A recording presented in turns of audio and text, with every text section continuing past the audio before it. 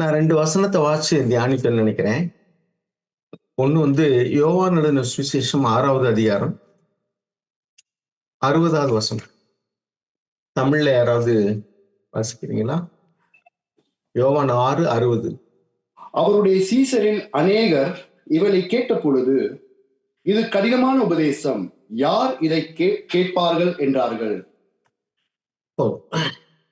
இன்னொரு வசனத்தை வாசிப்போம். 1 யோவான் 5வது அதிகாரம் 3வது வசனம். நாம் தேவனுடைய கற்பனையை கைக்கொள்வதே அவரிடத்தில் அன்பு கூறுவதாம். அவருடைய கற்பனைகள் பாரமானவைகள் அல்ல, பாரமானவைகளும் அல்ல. போதும். இந்த 2 வசனங்களும் எதிரும் புதிருமா இருக்கிறது போல நமக்கு தெரியுது. ஒன்று என்னன்னா, ஆண்டவராய் இயேசு கிறிஸ்துனுடைய சீஷர்கள் தான் இந்த 2 வசனத்தையும் பேசினவர்களும். யோவான் 6:60 நம்ம வாசிக்கும் பொழுது நிறைய பேர் ஆண்டவராய் இயேசு கிறிஸ்துனுடைய வார்த்தையை கேட்ட நிறைய பேர் வந்து, இது கடினமான உபதேசம், யார் இதை கேட்பார்கள் அல்லது ஏற்றுக்கொள்வார்கள் என்று சொன்னார்கள். ஆனால் இங்கே யோவான் என்ன சொல்கிறார் என்றால், அவருடைய கற்பனைகள் பாரமானவைகளும் அல்ல அப்படின்னு சொல்றாரு. நாம் வந்து இதையே தாவீதினுடைய வார்த்தைகளின்படி பார்த்தோம்னா, சங்கீதம் 119 71ஆம் வசனத்திலிருந்து வாசிப்போம். 119 71 71லிருந்து 73 வரைக்கும் வாசிப்போம். நான் உபத்திரவப்பட்டது எனக்கு நல்லது, அதனால் உமது பிரமாணங்களை கற்றுக்கொள்ளுகிறேன். அநேகமாயிரம் பொன் வெள்ளியை பார்க்கிலும் நீர் விளம்பின வேதமே எனக்கு நலம். உம்முடைய கரங்கள் என்னை உண்டாக்கி என்னை உருவாக்கிற்று. உம்முடைய கற்பனைகளை கற்றுக்கொள்ள என்னை உணர்வுள்ளனாக்கும். அதே மாதிரிக்க 98ல இருந்து வாசிப்போம். 98ல இருந்து 105 வரைக்கும். நீர் உம்முடைய கற்பனைகளை கொண்டு என்னை என் சத்துருக்களிலும் அதிக ஞானமுள்ளவனாக்கிறீர். அவைகள் என்றைக்கும் என்னுடனே இருக்கிறது. உம்முடைய சாட்சிகள் என் தியானமா இருக்கிறபடியால் எனக்கு போதித்தவர்கள் எல்லாரிலும் அறிவுள்ளவனாயிருக்கிறேன். உம்முடைய கட்டளைகளை நான் கை கொண்டிருக்கிறபடியால் முதியோர்களை பார்க்கிலும் ஞானமுள்ளவனாயிருக்கிறேன். உம்முடைய வசனத்தை நான் காத்து நடக்கும்படி சகல பொல்லாத வழிகளுக்கும் என் கால்களை விளக்குகிறேன். நீர் எனக்கு போதித்திருக்கிறது படியால் நான் உம்முடைய நியாயங்களை விட்டு விலகேன். உம்முடைய வார்த்தைகள் என் நாவுக்கு எவ்வளவு இனிமையானவைகள், என் வாய்க்கு அவைகள் தேனிலும் மதுரமாயிருக்கும். உம்முடைய கட்டளைகளால் உணர்வடைந்தேன், ஆதலால் எல்லா பொய் வழிகளையும் வெறுக்கிறேன். உம்முடைய வசனம் என் கால்களுக்கு தீபமும் என் பாதைக்கு வெளிச்சமாயிருக்கிறது. போதும். இங்கே தாவீது வந்து அவருடைய வார்த்தைகள் வந்து எவ்வளவு ஞானத்தை தந்தது, எவ்வளவு புத்தியை தந்தது, எவ்வளவு உணர்வை தந்தது, அதனால நான் எவ்வளவு மேன்மையா இருக்கிறேன் என்று சொல்லி, அது தேனிலும் மிகுந்த மதுரமாக இருக்கிறது என்று அவர் மெச்சுக்கொள்கிறார். அப்ப ஒரு சிலருக்கு அந்த வார்த்தைகள் வந்து அவர்களுக்கு அது வந்து கடினமான உபதேசமாக இருக்கிறது. இன்னொரு சாராருக்கோ அந்த வார்த்தைகள், அவருடைய வார்த்தைகள் மிகவும் இனிமையாகவும் அது பாரமற்றதாகவும் இருக்கிறது. அப்படியானால் உண்மை என்னன்னு சொன்னா, கேட்கிறவர்களுடைய நிலைமையை பொறுத்து தான் அந்த காரியம் இருக்கிறது. விதைக்கிறவனுடைய உவமையில பார்க்கிறோம், நல்ல நிலத்தில் விதைக்கக்கூடிய அந்த விதைகள் கூட 30ஆகவும் 60ஆகவும் 100ஆகவும் பலன் கொடுக்கிறது என்று வாசிக்கிறோம். அதுல சாக் சொல்லும்போது சொல்லுவாங்க, 4 நிலம் அல்ல 6 நிலம் சொல்லுவார். ஏன்னா 30, 60, 100 இந்த 3 விதமான பலன்கள் தரக்கூடிய நிலங்களும் கூட நல்ல நிலமா இருந்தாலும் அது 3 வகையா இருக்கிறது என்று சொல்லி. ஆக எப்படி அந்த நிலத்தின் தன்மையை பொறுத்து அதனுடைய பலன்கள் இருக்கிறதோ, அதே போல நாம் எப்படிப்பட்ட நிலைமையில அந்த வார்த்தைகளை கேட்கிறோமோ, எப்படி அதை புரிந்து கொள்கிறோமோ, எப்படி அதை நாம் விசுவாசிக்கிறோமோ, அதற்கு தந்தாற் போல அந்த வார்த்தைகள் நம்மிடத்துல கிரியை செய்கிறது. அப்ப இதைத்தான் நம்ம இன்னைக்கு தியானிக்கணும்னு நினைக்கிறேன். சில பேர் வந்து அந்த வார்த்தைகளை புரிந்து கொள்ளாதபடியினால அவர்கள் அதை மத ரீதியாக அவர்கள் கைக்கொள்ள நினைத்து தோற்று போகிறார்கள். சிலர் அந்த கற்பனைகளுடைய தரத்தை கொஞ்சம் மட்டுப்படுத்தி வேறு விதமாக யோசிக்கிறார்கள். நாம் எப்படி இருக்கிறோம், எப்படி இருக்க வேண்டும் என்பதை நாம் தியானிப்போம். பாருங்க, இப்ப யோவான் 6:60 வாச்சோம். இது ரொம்ப கடினமான உபதேசம் அப்படின்னு சொல்லிட்டு. ஏன்னா எழுத்தின்படி அவர்கள் பார்த்தார்கள். என்னுடைய மாம்சத்தை புசிக்கணும், என்னுடைய ரத்தத்தை பானம் பண்ணணும் அப்படின்னு சொன்ன உடனே, அப்படி இல்லைன்னா உங்களுக்கு நித்திய ஜீவன் இல்லை அப்படின்னு சொன்ன உடனே, பழைய ஏற்பாட்டுல லேவியராகமத்தில் நம்ம வாசிக்கிறோம், மிருகங்களுடைய ரத்தத்தை கூட நம்ம புசிக்க கூடாது, எல்லாம் கீழே ஊத்திடணும்னு வாசிக்கிறோம்.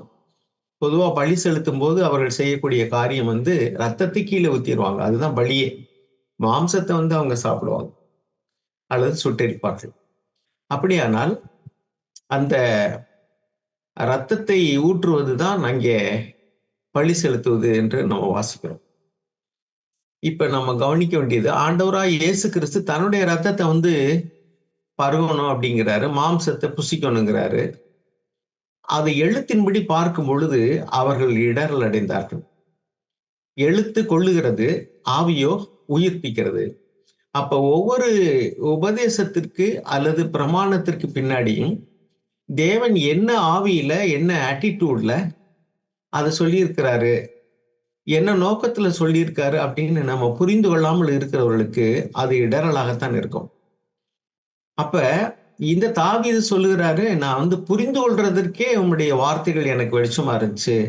என் வயதில் உள்ளவர்களை காட்டிலும் முதியோர்களை காட்டிலும் கூட நான் ஞானவானா இருக்கிறேன். ஏன்னா உம்முடைய வார்த்தைகள் என்னுடைய வாழ்க்கைக்கு, என்னுடைய பாதைகளுக்கு அது வெளிச்சமா இருக்கிறது அப்படின்னு சொல்றாரு. நாமளும் நிச்சயமா அப்படிதான் சொல்லுவோம். ஏன்னா நாம ஆண்டவருடைய அன்பை ருசிச்சிருக்கோம். இப்ப இப்படி விசுவாசம் இல்லாமல் கேட்கிறவர்களுக்கு அது ரொம்ப கஷ்டமா தான் இருக்கும். அவர்கள் ஏன் தேவனுடைய வார்த்தையை கேட்டுட்டு இப்படிலாம் நடக்க முடியாது அப்படிங்கிற முடிவு போடுறாங்க. நான் பார்க்கிறேன், இன்னைக்கு ஒரு சிலர் பிரசங்கி 7:29 நினைக்கிறேன் ஒரு வசனம், அதை வாசிங்க. பிரசங்கி 7:29. இதோ தேவன் மனுஷனின் செம்மையானவனாக உண்டாக்கினார், அவர்களோ அநேக உபாய தந்திரங்களை தேடிக்கொண்டார்கள், இதை மாத்திரம் கண்டேன். போதும். தேவன் மனிதனை உண்டாக்கின விதம் நேர்மையாளவனாக உண்டாக்கினார். ஆனால் அவர்களோ தங்களுடைய புத்திசாலித்தனை உபயோகித்து தே have sought out many devices, அநேக தந்திர உபாயங்களை கையாண்டார்கள்.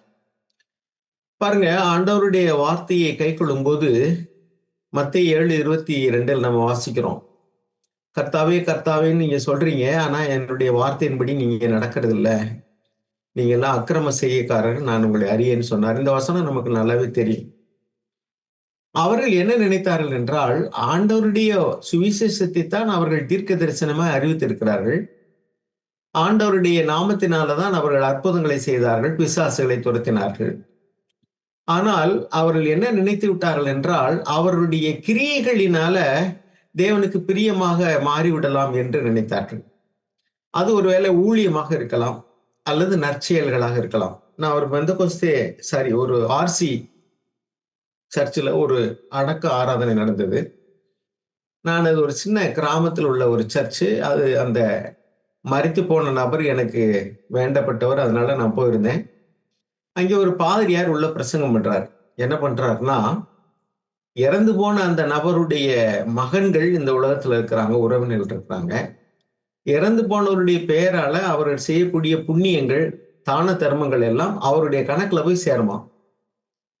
அதை பார்த்துட்டு கடவுள் அவருக்கு விடுதலை தந்துருவார் அப்படின்னு சொல்லி பிரசங்கிக்கிறாங்க. பைபிள்ல ஆண்டவர் சொன்னார், இவர்கள் குருடருக்கு வழிகாட்டுகிற குருடர்கள் என்று சொல்லி. அவர்களுக்கே வெளிச்சம் இல்லை. இப்படி எங்கே எழுதியிருக்கு? அதெல்லாம் அந்த தள்ளுபடியாகவும் சொல்லப்பட்டதான காரியங்கள்ல சில காரியங்கள் இப்படி எழுதியிருக்கலாம். அதனால அவங்க பேசுறாங்க. ஆனா நம்முடைய சத்திய வேதத்துல அப்படி வார்த்தையே இல்லை. ஏன்னால் கிரியைகள்னால ரட்சிப்பு கிடையவே கிடையாது, கிருபையினாலதான் ரட்சிப்பு. அதை ஒரு சிலர் இனமாறி மாத்துறாங்கன்னா, நாம என்னதான் கிரியை செஞ்சாலும் கிரியையினால ரட்சிப்பு கிடையாது, கிருபையினாலதான் ரட்சிப்பு, அதனால நம்ம எதுவுமே செய்ய வேண்டியதில்லை, நீ விசுவாசித்தால் போதும் அப்படின்னு சொல்றாங்க. இது இன்னொரு முனைக்கு போறது. அப்ப விசுவாசித்தாலே போதும் என்றால் இவ்வளவு உபதேசங்களே தேவையில்லையே. நீ இப்படி செய்ய அப்படி செய்யன்னு சொல்ல வேண்டிய அவசியம் என்ன இருக்கு? நீ விசுவாசி போதும், அவ்வளவுதான், முடிஞ்சு போச்சுல. மனம் திரும்புதலை குறித்தே பிரசங்கிக்க வேண்டியது இல்லை. சரி, இப்ப என்னன்னா, ஒரு சாரார் கிரியைகள்னால நாம ரட்சிக்கப்பட முடியும். தான தர்மங்கள், புண்ணியங்கள் அல்லது ஊழியங்கள், இயேசு கிறிஸ்துவ நாமத்தினால நற்செய்தி அறிவிக்கிறது, அல்லது தீர்க்க தரிசனம் சொல்றது, பிசாசுகளை துரத்துறது, அற்புதங்களை செய்யறது, இதெல்லாம் தேவனுக்கு பிரியம்னு நினைக்கிறாங்க. அப்ப அவர்கள் அந்தரங்கத்துல கடவுளுக்கு பயந்து உண்மையாய் நீதியா வாழ வேண்டும் என்றதை அவர்கள் விட்டு விட்டார்கள். இன்னொரு சாரார் என்ன நினைக்கிறாங்க, அவர்கள் செய்யக்கூடிய தான தர்மம் புண்ணியங்கள்னால அல்லது ஒரு சாரார் ஊழியங்கள்னால இப்படி நினைத்து கொண்டிருக்க, நாம் எதை விளங்கிக் கொள்ள வேண்டும் என்றால், இது எதுவுமே ஜீவியம் என்பது ஊழியத்திற்கு மாற்றல்ல, ஊழியம் என்பது ஜீவியத்திற்கு மாற்றல்ல. முதலாவது நம்ம சொந்த வாழ்க்கையில நம்ம ரட்சிக்கப்படணும். அப்புறம் அந்த ரட்சிப்பின் நற்செய்தியை மற்றவர்களுக்கு சொல்லணும். நாம ரட்சிக்கப்படாம இருந்து கொண்டு நான் ஊழியம் செய்தால் அதை பார்த்து தேவன் எனக்கு சகாயம் செஞ்சிருவார் அப்படின்னு நினைக்கிறது, நான் தேவனுக்கு வேண்டப்பட்டவர் ஆகிருவேன். அவர் எனக்கு ஒரு பார்ஷியாலிட்டி காண்பிச்சு, நான் தேவனுக்கு நிறைய கொடுத்ததுனாலயோ அல்லது ஊழியம் செஞ்சதுனாலயோ அல்லது நிறைய பேரை சபைக்கு நேரம் நடத்தினதுனால என்னுடைய புண்ணிய செயல்களையோ அல்லது தான தர்மங்களையோ அல்லது என்னுடைய ஊழியத்தையோ பார்த்து தேவன் எனக்கு இடம் கொடுத்துருவாரு அப்படின்னு நினைக்கிறது எவ்வளவு ஒரு மதியீனமான செயல். இன்னைக்கு நான் ஒரு யூடியூப் இதுல பார்த்தேன். ஒருத்தர் சொல்றாரு, பரிசுத்த ஆவியானவர் என்னுடைய மனைவியை தள்ளி விடும்படி என்கிட்ட பேசினார் அப்படின்னு ஒரு ஊழியக்காரர் சொன்னாராம். ஏன்னு கேட்டா, அவங்க ஊழியத்துக்கு இடையூறா இருக்கிறாங்களாம். அதனால அவர் ஊழியம் செய்வதற்கு தடையாகவோ அல்லது இடையூறாக இருக்கிறபடினால பரிசுத்த ஆவியானவரை நீ இந்த மனைவியை நீ தள்ளிவிடு சொல்லிட்டு இன்னொருத்தரைய கல்யாணம் பண்ணிக்க அப்படின்னு சொல்லி சொன்னதாக அவர் சொல்றாராம். இவர்கள் இப்படி அநேக கள்ள போதகர்கள் வார்த்தைகளை திரித்து அதற்கு பரிசுத்த ஆவியானவருடைய பெயரையோ அல்லது ஆண்டவராய் இயேசு கிறிஸ்துனுடைய நாமத்தையோ அவர்கள் எடுத்துக்கொள்கிறார். அதாவது ஒரு சீல் வச்சது மாதிரி இயேசபேல் அநேக காரியங்களை எழுதி அதை ஆகாப்பனுடைய முத்திரை மோதிரத்தினால சீலிட்டாள் அப்படின்னா அது ராஜாவே சொன்னது மாதிரி அர்த்தம். இப்படிதான் அநேகம் பேரும் தாங்கள் விரும்பினதை எல்லாம் செய்கிறார்கள் அல்லது சொல்லுகிறார்கள். ஆனால் அது தேவனுடைய வார்த்தையை போல அவர்கள் இயேசுனுடைய பெயரை உபயோகித்து அதை நியாயப்படுத்தி விடுகிறார்கள். அவர்கள் அற்புதம் செய்கிறார்கள், இயேசுவின் பெயரை உபயோகப்படுத்துகிறார்கள். காணிக்க கொடுங்கள் கொடுங்கள் என்று கேட்கிறார்கள், தேவனுக்கு கொடுங்கள் என்று சொல்லுகிறார். எனக்கு கொடுங்கள்னா கொடுக்க மாட்டாங்க. அதனால ஒரு மொழிபெயர்ப்புல மெசேஜ் பைபிள் நினைக்கிறேன், you used my name to make yourself important. உங்க பேரை பெருமைப்படுத்திக்கிறதுக்கு என் பேரை நீங்க பயன்படுத்தினீங்க. உங்க பர்சுகளை பல்ஜாக்கிக்கிறதுக்கு பெருசுபடுத்திக்கிறதுக்கு என் பேரை உபயோகப்படுத்துறீங்க. இன்னைக்கு அதான் நடக்குது. ஆண்டவருக்கு காணிக்க கொடுங்கன்னு சொல்றாங்க, சபிக்கிறாங்க, கொடுக்கலைன்னா இப்படி நடக்குங்கிறாங்க, கொடுத்த ஆசீர்வாதம் வருங்கிறாங்க. எல்லாமே அவங்க பர்ஸை பயன்படுத்திக்கிறதுக்கு தான். சில இடங்கள்ல நம்ம கேள்விப்படுறது இதோட ரொம்ப கஷ்டமா இருக்கு. நமக்கு தெரியும், ஒரு மனுஷன் ரிட்டையர் ஆகி கிராஜுவிட்டி கிடைச்சதா 40 லட்சம். அந்த பாஸ்டர் போய் அவர்கிட்ட உட்காந்து ரொம்ப பேசிக்கிட்டு இருந்தாரு. அப்ப சொன்னாராம், இந்த 40 லட்சத்துல 4 லட்சம் எனக்குரியதுன்னு சொன்னார்.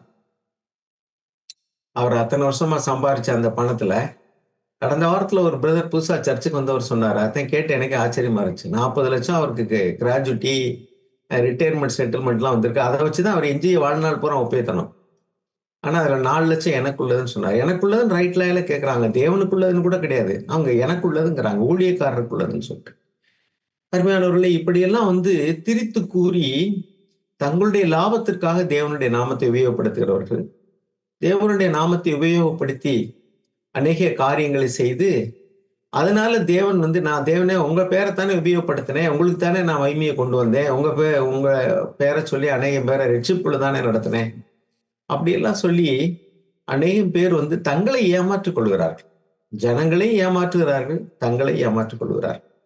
இதுக்கெல்லாம் காரணம் என்னன்னா, இம்ப்ராப்பர் அண்டர்ஸ்டாண்டிங். ஒரு ப்ராப்பரா ஒரு வசனத்தை விளங்கி கொள்ளாதது. அப்ப இவர்கள் மாம்சத்தை புசித்து அப்படின்னா அவர் என்ன சொல்றாரு? அவர் ஆவின்படி அந்த வார்த்தையை பேசுறாரு. நான் உங்களுக்காக மரிக்கணும் அப்படின்னா தான் உங்களுக்கு ரட்சிப்பு. அப்ப என்னுடைய மாம்சத்தை நீங்க புசித்து என்னுடைய ரத்தத்தை பானம் பண்றதுங்கிறதுல 2 காரியம் அடங்கி இருக்கு. ஒண்ணு, ஒருத்தருடைய மாம்சத்தை எப்ப புசிக்க முடியும்? ஒரு ஆட்டுக்கறி சாப்பிடணும்னா ஆடு சாகணும். அதனுடைய ரத்தத்தை குடிக்கணும்னா அது சாகணும், அந்த ரத்தம் சிந்தப்படணும். சோ ஆண்டவராய் இயேசு கிறிஸ்து தான் மரிக்க போகிறதை ஒரு ஆவிக்குரிய அர்த்தத்துல சொல்லுகிறார். இன்னொரு காரியம், என் மாம்சம் உங்களுடைய மாம்சம், என் மாம்சத்து போல உங்களுடைய மாம்சம் ஆகணும், என்னிடத்துல ஒரு பாவமும் இல்லை, அதே மாதிரி நீங்களும் பாவம் இல்லாத ஒரு பரிசுத்தமான ஒரு மாம்சம் ரத்தம் உள்ளவங்களா மாறணும் அப்படின்றதையும் உணர்த்துகிறார். ஆனால் இதை அவர்களால ஏற்றுக்கொள்ள முடியாம அவர்கள் எழுத்தின்படி பார்த்து, அது எப்படி இவருடைய ரத்தத்தை நமக்கு குடிக்க கொடுப்பாரு? அதுலயே யோசிச்சிருக்கணும். இவர் குடிக்க கொடுக்கிறேன்னு சொன்னாலே அப்ப என்ன அர்த்தம்? அவர் மரிக்க போறாரு. ஒரு மனுஷன் ரத்தத்துல தான் உயிர் இருக்கு. ரத்தம் சிந்தப்பட்டாச்சு அல்லது குடிக்க கொடுத்தாச்சுனாலே அது சாக போறாருன்னு தானே அர்த்தம். தன்னுடைய மரணத்தை குறித்து பேசுகிறாருங்கிற வெளிப்பாடு அவர்களுக்கு இல்லை. அப்ப சில பேருக்கு அது மறைபொருளாகத்தான் இருக்கும் என்று ஆண்டவரே சொல்லிட்டார். உங்களுக்கும் அதை புரிந்து கொள்ளக்கூடிய ஒரு கிருபை அளிக்கப்பட்டிருக்கிறது. ஆனால் அநேகம் பேருக்கு அது மறைபொருளாகவே இருக்கிறது. ஏன்னா எல்லாரும் ரட்சிக்கப்படுவது தேவனுடைய சித்தமா இருந்தாலும் எல்லாரும் ரட்சிக்கப்படும்படியான தாழ்மையோ விசுவாசமோ மனம் திரும்புதலோ தேடலோ அவர்களிடத்துல இல்லை. அதனால அவர்களுக்கு அதை ஓமையாகவே ஆண்டவர் பேசினார். சீஷர்களுக்கு தான் விளக்கி சொன்னார்.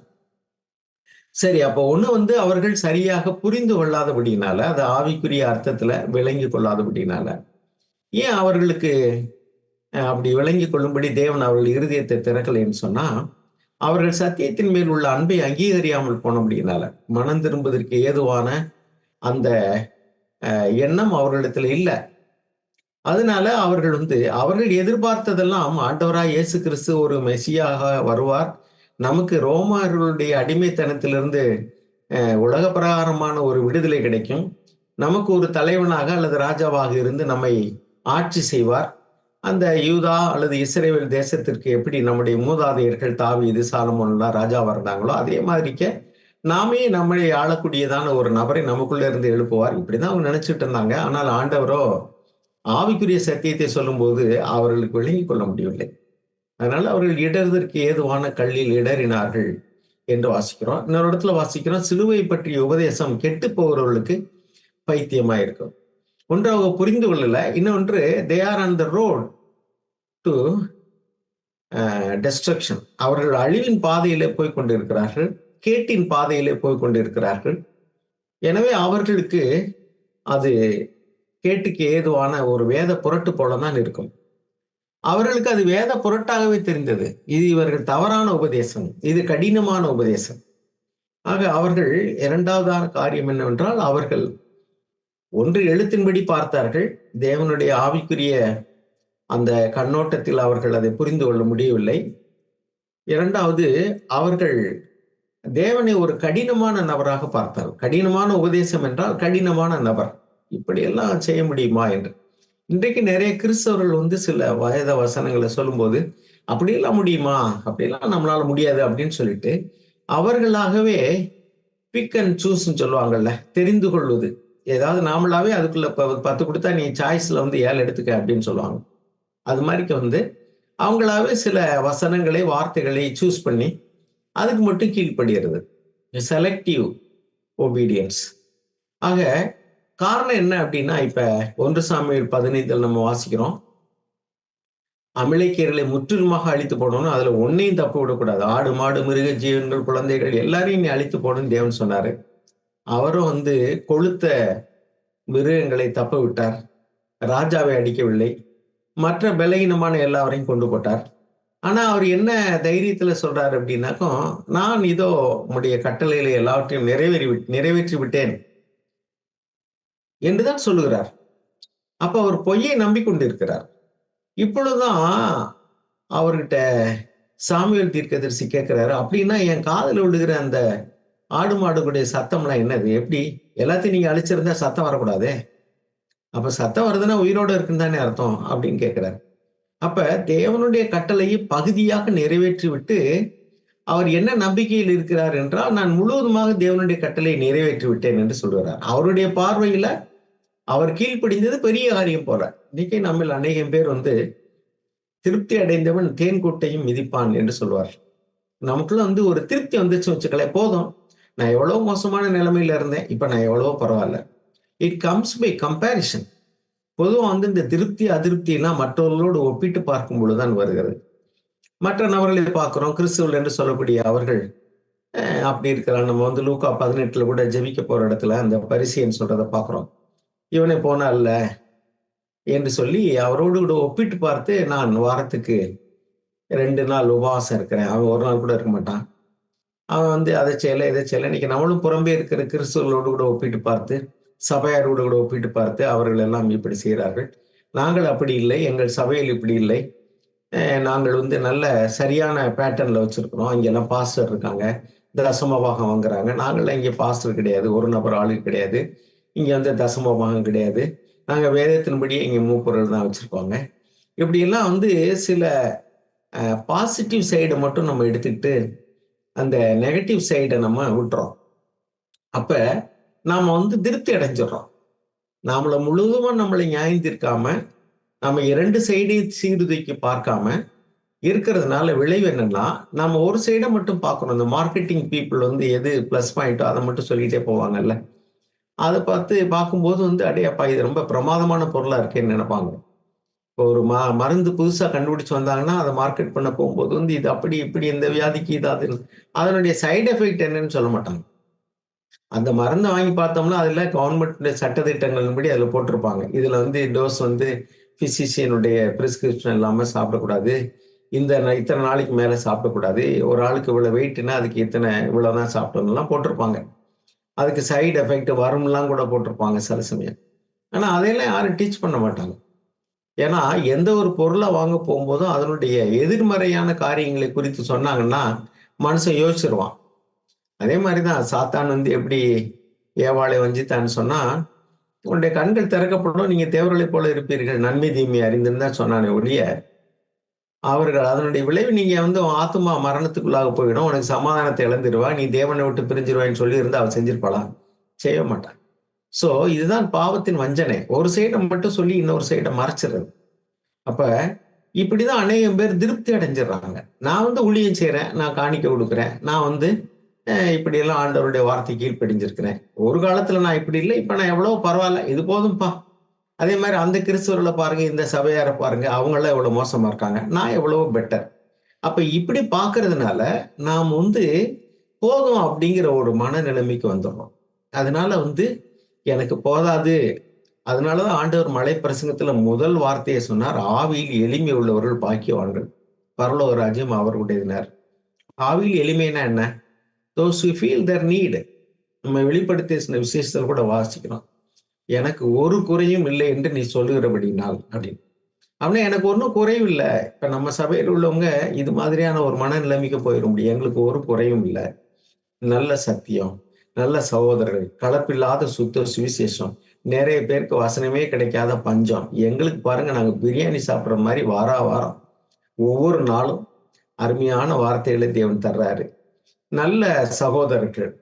சீயோன்ல இருக்கிறவங்களுக்கு தான் நல்ல மேய்ப்பர்களை தருவேன்னு ஆண்டவர் சொன்னாரு. நாங்க தான் சீயோன் சபை. இன்னைக்கு நிறைய பேர் அப்படி சொல்லிக்கிறாங்க. நம்ம நேரடியா சொல்றது இல்ல. மறைமுகமா நம்ம வந்து திருப்தி அடையலாம். சரி நல்லதுதான். இப்படிலாம் அட்வான்டேஜ் இருக்கிறது நமக்கு நல்லதுதான். ஆனா, நம்ம திருப்தி அடைஞ்சிடக்கூடாது.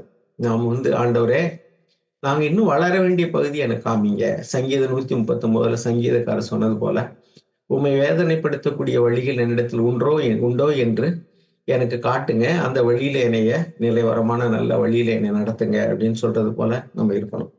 சரி.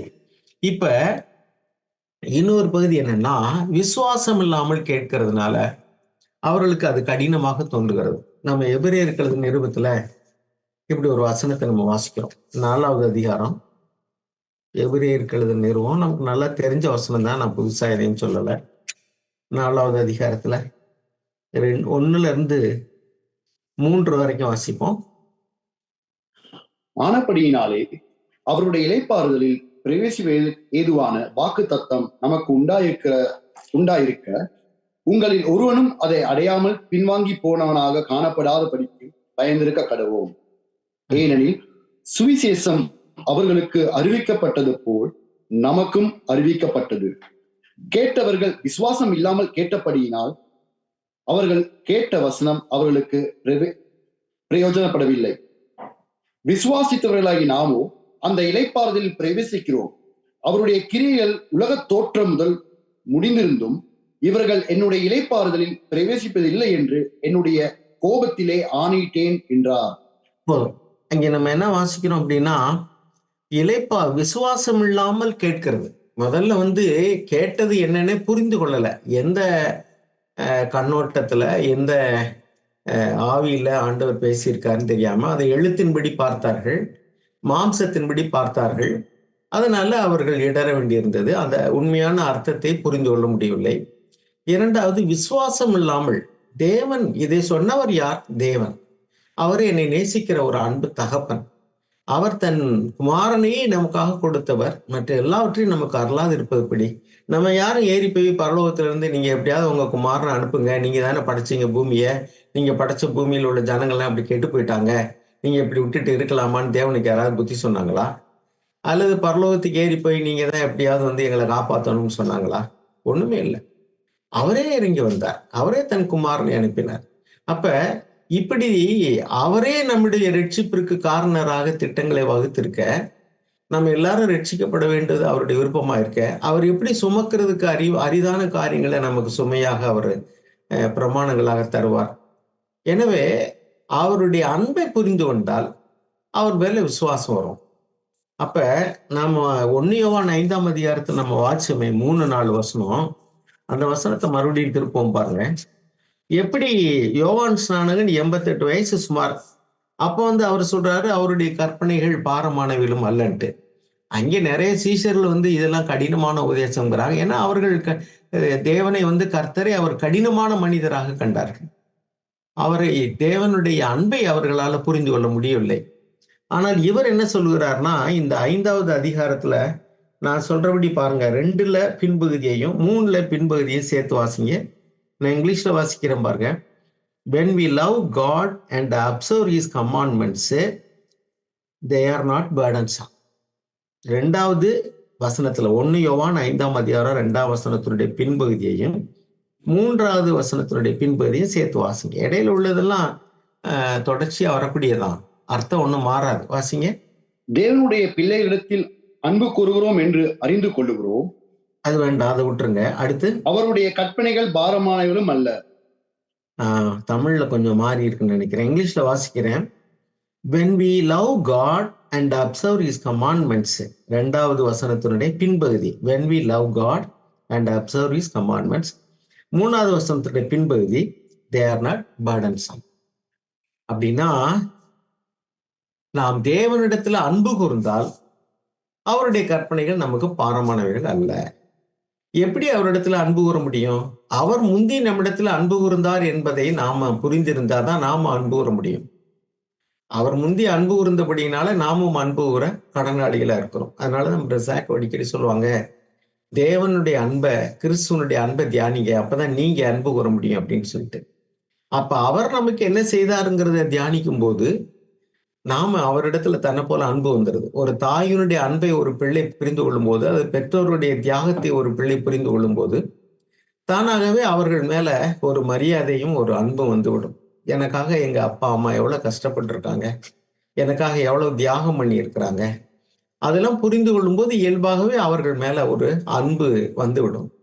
அதே மாதிரிதான் நம்ம தேவனுடைய அன்பை புரிந்து கொள்ளும் பொழுது அவருடைய கட்டளைகளை நாம் கை கொள்கிறோம்.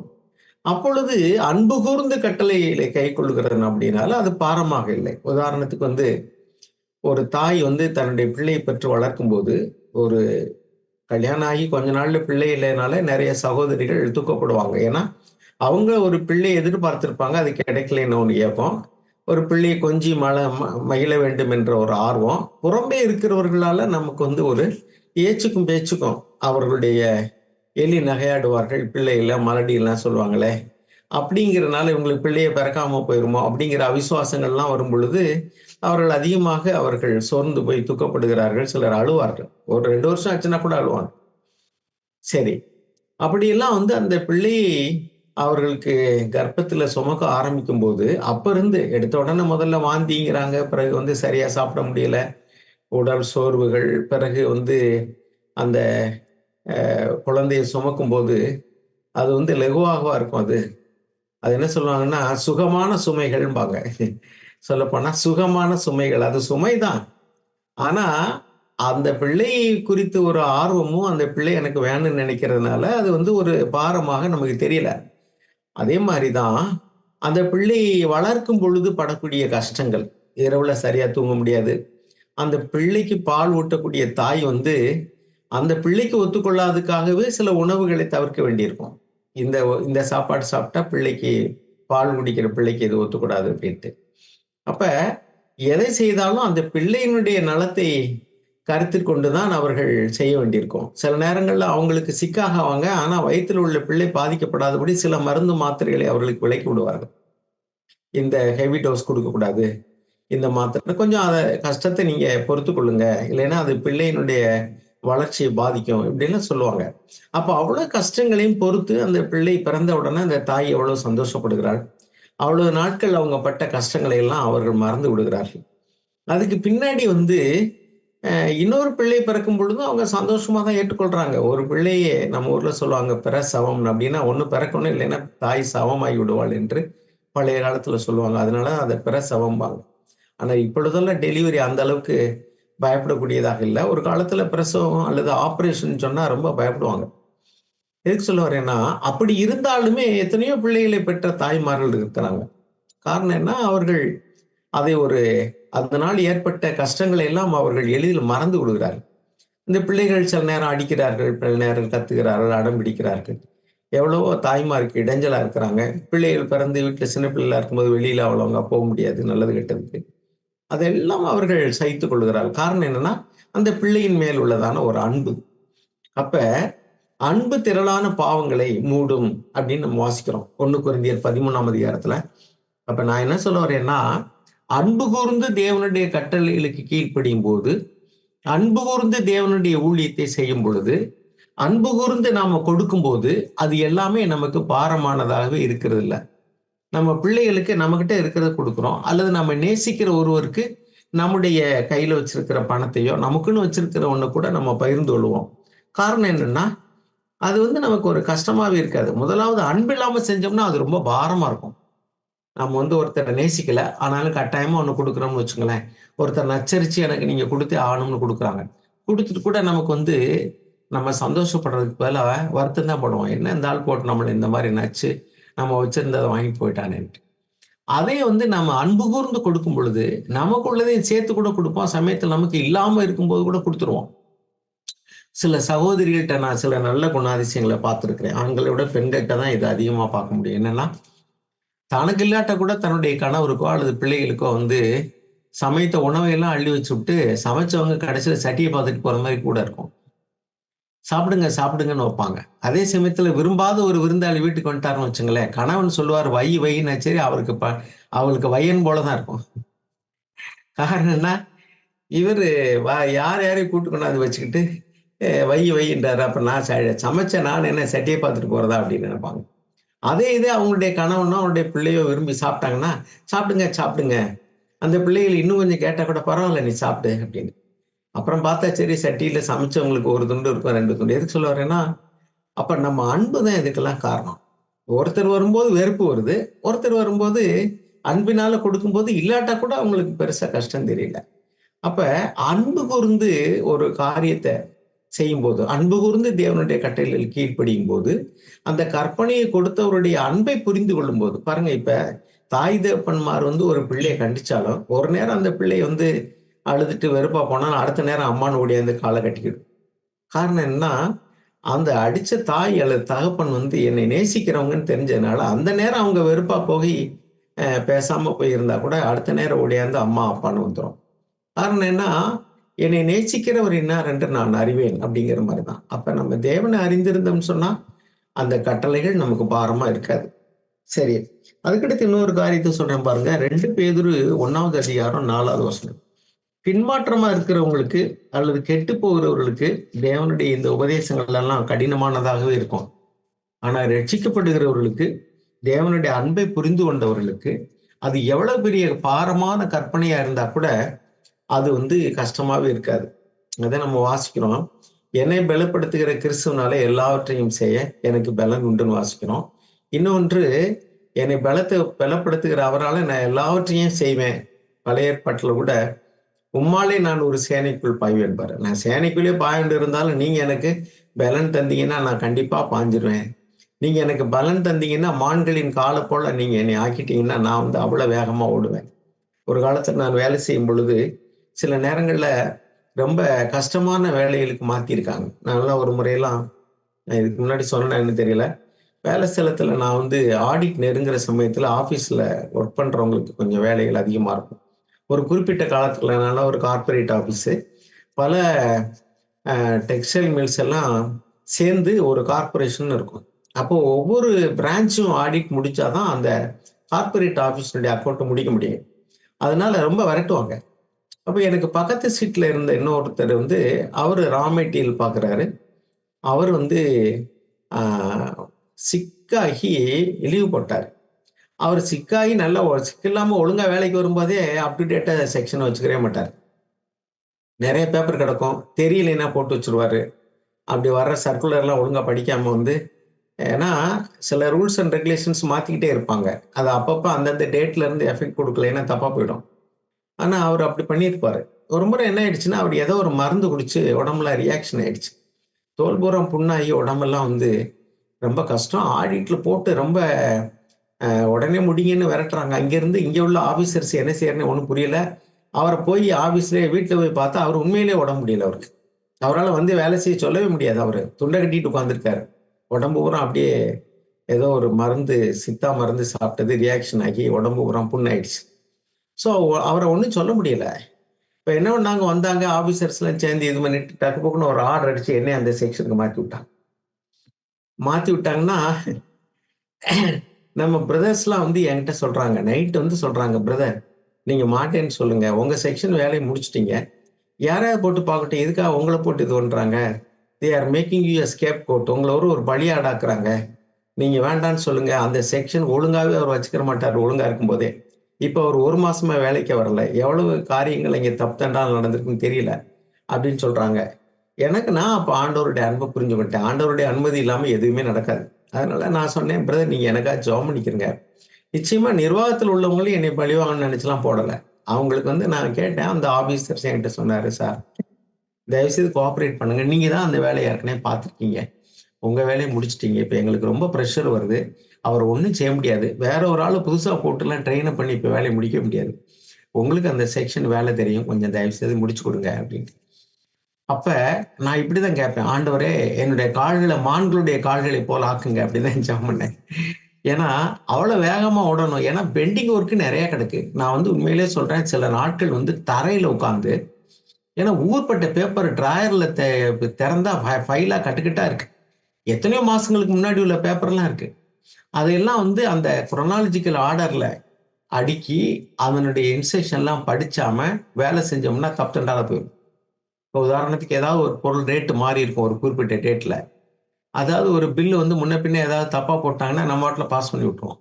ஸோ இதெல்லாம் வந்து கீழ ஆஃபீஸ்ல 5 மணிக்கு பின்னாடி எல்லாரும் போன பின்னாடி, நான் வந்து கிளீனா தரையில உட்கார்ந்து ஒவ்வொரு பேப்பரா எடுத்து அப்படியே தனித்தனியா அடுக்கி, அத அப்புறம் வந்து பீரியாடிக்கலா அத தேதி வைஸா பிரிச்சு ஒண்ணுக்கு ஒண்ணு அடுக்கி, அப்புறம் அந்த மேட்டர எல்லாம் வந்து அதுல எது முக்கியமானது, எது முக்கியம் இல்லாததுங்கிற சார்ட் அவுட் பண்ணி என்னுடைய ஆஃபீசரும் கூடவே இருந்தாரு. என்னுடைய டாப் மேனேஜர் அப்ப உள்ள வந்த உடனே சிரிச்சுக்கிட்டே வந்து, "நான் அப்படியே ஒரு ஃபோட்டோ எடுத்துக்கிடவான்னு?" கேட்டாரு. ஏன்னா, அவங்களுக்கு வேற வழி இல்ல. So they cooperated with me. கடைசியில பார்த்தா தேவன் வந்து ஒரு பிரச்சனையும் இல்லாம அந்த வேலையெல்லாம் முடிக்க தேவன் எனக்கு உதவி செய்தார். அப்ப என்ன சொல்ல வரேன்னா, தேவன் வந்து அப்படி அனுமதிச்சு தான் எனக்கு இதெல்லாம் வருதுன்னு நினைக்கும் பொழுது, அத நான் கஷ்டமாவே நினைக்கல. நான் அதிகாரிகள் மேல குறை சொல்லல.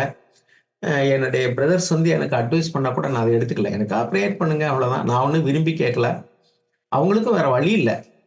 சோ, அவங்க சொல்றது நியாயம் தான். அதனால எனக்கு ஜெபம் பண்ணுங்கன்னு 2, 3 மாசத்துக்குள்ள நான் எல்லாத்தையும் அப் டு டேட்டா முடிச்சு, எல்லாத்தையும் கிளியர் பண்ணிட்டேன் நானு. அதனால அவங்களுக்கு என் மேல ரொம்ப ஒரு நல்ல எண்ணத்துல தான் அவங்க என்னைய போட்டாங்க. எதுக்கு சொல்ல வரேன்னா, தேவனால எல்லாம் முடியும். அப்ப அந்த ரைட் ஸ்பிரிட்ல எடுத்துக்கிட்டு இருக்கும் போகும்போது, நான் அதிகாரிக்கு விரோதமாவும் முறுமுறுக்கல, ஆண்டவருக்கு விரோதமாவும் முறுமுறுக்கல. என் வேலையும் தேவன் வந்து ஈஸியா முடிச்சு குடுத்துட்டாரு. அப்ப நம்ம அந்த இத புரிஞ்சுக்கலைன்னு வச்சுக்கங்களேன், இவங்களா வேணும்னே எனக்கு இப்படி செய்றாங்க, என்னைய மாட்டி விடுறாங்க, என்னைய பலிகடாக்குறாங்க, வேற யாராவது போடட்டும். இப்படிலாம் நான் வந்து முறுமுறுத்துக்கிட்டு தான் இருப்போம். அப்ப தேவனுடைய அன்ப புரிந்து கொள்ளும்போது, அவருடைய வல்லமையை புரிந்து கொள்ளும்போது, தேவன அனுமதிக்காம எனக்கு எதுவும் வராது. அவரை அனுமதிச்சா அதை கடந்து போறதுக்கான கிருபையை உதவியை தேவன் எனக்கு நிச்சயமா செய்வார். இந்த நம்பிக்கை நம்ம வரும்போது நம்ம இளைப்பாறுதலோடு கூட கடந்து போறோம். தேவன் கண்டிப்பா எனக்கு உதவி செய்வார், என்னை கைவிட மாட்டார். அவர் அன்புள்ள தகப்பன். அப்ப அவருடைய அன்பையும் அவருடைய வல்லமையையும் நாம அசைக்க முடியாம விசுவாசிக்கணும். அதுதான் இங்க எழுதியிருக்கு, அவருடைய வாக்குத்தத்தங்களை நம்புங்க. அந்த கட்டளையை மட்டும் பார்க்காதீங்க, அதை தப்பித்துக் கொள்ளும்படி அவர் கொடுத்திருக்கிறதான ப்ராமிஸ், ஹெல்ப் என்னெல்லாம் ப்ராமிஸ் பண்ணியிருக்காரு அதை பாருங்க. இங்க பாருங்க, 2 பேதுரு 1வது அதிகாரம் 4வது வசனத்தை வாசிங்க. இச்சையினால் உலகத்தில் உண்டான கேட்டுக்கு தப்பி திவ்ய சுபாவத்துக்கு பங்குள்ளவர்களாகும் பொருட்டு மகா மேன்மையும் அருமையுமான வாக்கு தத்தங்களும் அவைகளினாலே நமக்கு அளிக்கப்பட்டிருக்கிறது. உலகத்துல உண்டான கேட்டுக்கு தப்புபடிக்கு, உலகத்துல வரக்கூடிய பிரச்சனைகள் பாடுகள்ல தப்பித்துக் கொள்ளும்படிக்கு தேவன் சில வாக்கு தத்தங்களை கொடுத்திருக்கிறார். நான் உன்னை விட்டு விலகுவதும் இல்லை, உன்னை கைவிடுவதும் இல்லைன்னு சொல்றாரு. இது ஒரு வாக்கு தத்துவம். முதலாவது தேவனுடைய ராஜ்யத்தின் நீதியை தேடுங்கள், மற்றதெல்லாம் கூட கொடுக்கப்படும் சொல்லியிருக்காரு. இது ஒரு வாக்கு தத்துவம், நிபந்தனையோடு கூடிய வாக்கு தத்துவம். அதே மாதிரிக்க தேவன் உன் ஆபத்து நாட்கள் என்னை நோக்கி கூப்பிடு, நான் உன்னை விடுதலை ஆக்குவேன், நீ என்னை மைமைப்படுத்துவேன்னு சொல்லியிருக்காரு சங்கீதம் 50:15. அது ஒரு வாக்கு தத்துவம். அப்ப பழைய ஏற்பாட்டிலும் புதிய ஏற்பாட்டிலும் ஏராளமான வாக்கு தத்தங்களை தேவன் கொடுத்திருக்கிறார். ப்ராமிஸ் அப்படின்னு அர்த்தம், ஐ ப்ராமிஸ் யூ, நான் உனக்கு உறுதியா சொல்றேன், உனக்கு வாக்கு பண்றேன், நிச்சயமா நான் இதை செய்வேன்.